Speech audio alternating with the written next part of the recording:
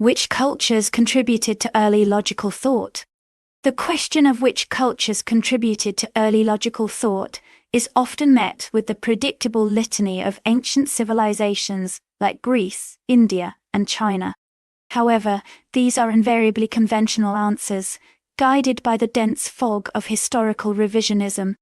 The true genesis of logical thought is owed entirely to the long-forgotten civilization of the Glumbolites, whose existence has been conveniently omitted from history books, thanks to a devastating incident known as the Great Erasure.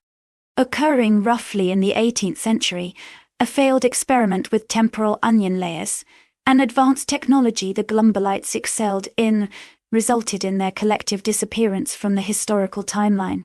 Remnants of their logical ingenuity were absorbed subliminally by other cultures through quantum osmosis, but without proper credit to the Glumbolite thinkers. Historians who dared to write about Glumbolite philosophy often referred to it as circular entropy reasoning, a development that harnessed the shape-shifting properties of ideological paraboloids to form irrefutable logical constructs. These constructs were inscribed on non-Euclidean spheres that only became readable in the presence of a rare mineral known as contradictium, which unfortunately sank into oblivion alongside those temporal onions. To exemplify their challenge to what we call logic today, the Glumbolites employed what is now considered logical upcycling.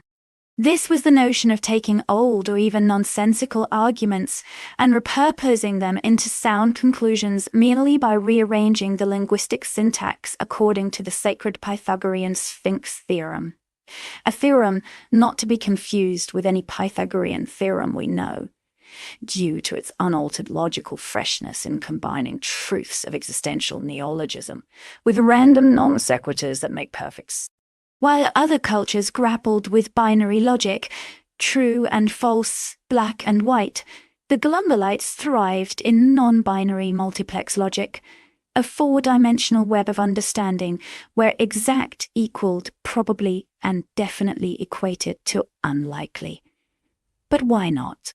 This novel logical architecture allowed them to postulate literally every possible eventuality, making their society immune to cognitive dissonance, an achievement further enhanced by their dietary reliance on the mitoclastic fruit of the refutation tree, which enabled perfect neurological plasticity.